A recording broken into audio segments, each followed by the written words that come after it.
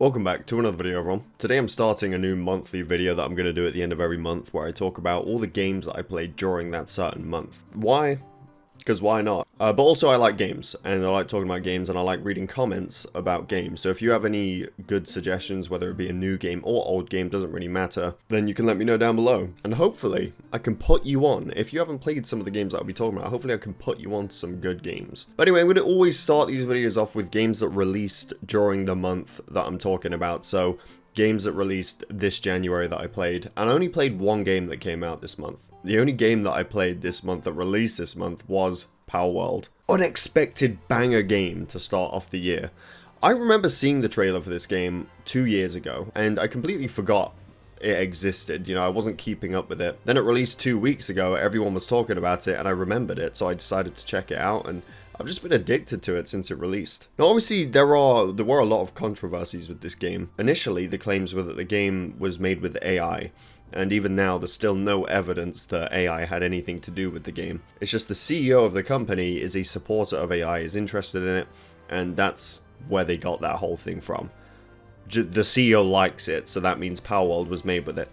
Palworld's been in development for years, like well over 3 years. Maybe we'll find out if it is or not, but it's not looking like it is. And then of course the other one is that the fact that they took a lot of designs from Pokemon, apparently. You know, a lot of comparison pictures between Pals and Pokemon. Listen, if the Pokemon company feels like they've been robbed of designs, they can take them to court, they can take the game down, whatever they feel like is the appropriate action. It's just an endless cycle of, oh, well, Pals copy Pokemon, and then people say, well, Pokemon copy Dragon Quest and Digimon. Regardless, I'm playing the game, it's fun.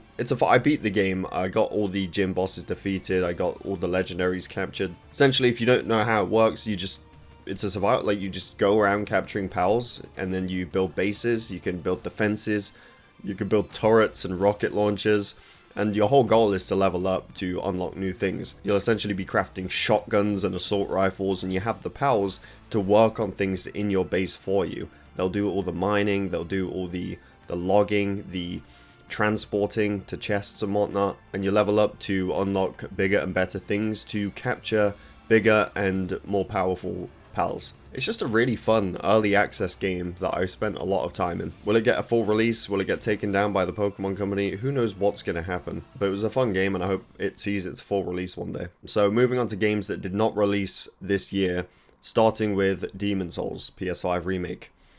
Remaster, whatever you want to call it. Now this is my first playthrough game. If you remember, when I got my PS5 a few years ago, I did play it for a little bit, but I did not progress past the video point. Other games, I think I played other games and I just never got back to it. So I started a fresh playthrough on YouTube. My whole series is on my second channel. Now I played it on a magic build because I've played through Dark Souls 1 to 3 and Elden Ring all on strength builds. It was only like 2 months ago when I played magic for the first time in Dark Souls Remastered, and I was like, holy, I've been missing out on this the whole time. This is the most OP shit I've ever seen in a game. If you play Dark Souls 1, you get Homing Soul Mass or Soul Spear or anything like that, it just annihilates bosses. So I was like, okay, well, I'm going to try something different. I'm going to play, anytime I replay one of these games, I'm going to play it on Magic. So when I played Demon's Souls, even though it was my first playthrough, I decided to do it on Magic instead. And yep, it's OP here as well. They literally give you a Magic scaling melee weapon that is already pre-upgraded in one of the first levels, and it's not even hidden, it's at the beginning of the level. They love magic users, it seems like. I don't know what game they don't love magic users in, but it seems like they love magic users in all these games. I've not finished this game yet. I am a good chunk of the way through, according to my PlayStation home screen. I'm like 75% of the way through. I've nearly done all of the Archstones. Honestly, I blame Palworld for taking some of the time away from it, but I am having a lot of fun with it right now. And you know what, after playing Elden Ring, which is massive and open world, I thought maybe going back to the games that weren't open world, it'd feel like something was missing after playing Elden Ring. But that's really not the case. I feel like there's a place for massive open world games like Elden Ring, but I think there's also a place for games like Demon's Souls and Dark Souls. Like if FromSoft did another game in that formula going forward, I don't think, maybe for some people would have a problem with that, but I wouldn't have a problem with it. I don't think it's my favorite of the Dark Souls games, but what I will say is the PS5 visuals of this game, the new visuals are absolutely amazing. I mean, the game feels and sounds amazing. It sounds like a movie. So yeah, definitely play this game if you haven't already, and I hope to finish it within the next week or two. Next up, we have Crash Bandicoot: The N. Sane Trilogy, specifically the first game in the collection. Why am I playing this again? only to get all of the platinum relics. So far I've got one left. I've done all of the first game. I've just got the bonus level to do, but then I've got the second and third game, and we're going to go on maybe to 4 as well after that. This again, I'm doing it as a series on my Crash channel, and it's a very frustrating challenge. It's a very brutal challenge for any gamer to try and get all these platinum relic times. I will say they weren't as difficult as I thought they would be initially going into it.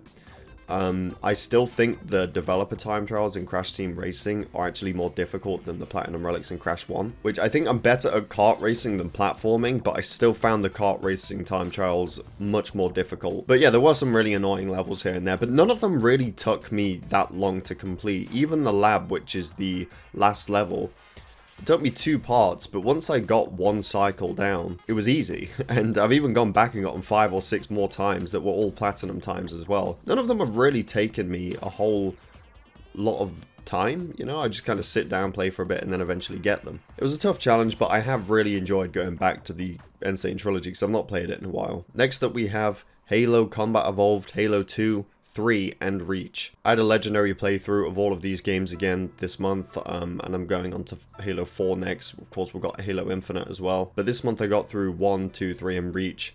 All on legendary, my favorite difficulty to play these games on. And let me just say, these games are still the very best games to have ever released in gaming history. Like, they all hold up in their own ways. I know Halo 1 doesn't have sprinting, and a lot of new gamers might go back and play and go, where's the sprinting? I can't even aim down sights on my assault rifle. Yeah, any long-range weapon you need to zoom in on, you can. Like, you can zoom in with the pistol, the rocket launcher. You don't need to zoom in with a shotgun. The game holds up really well. And then you move on to the second game, I don't know if I like it more than Halo Combat Evolved, because that was the very first game that I ever played in my entire life. But objectively, it probably is better. It probably is really up there.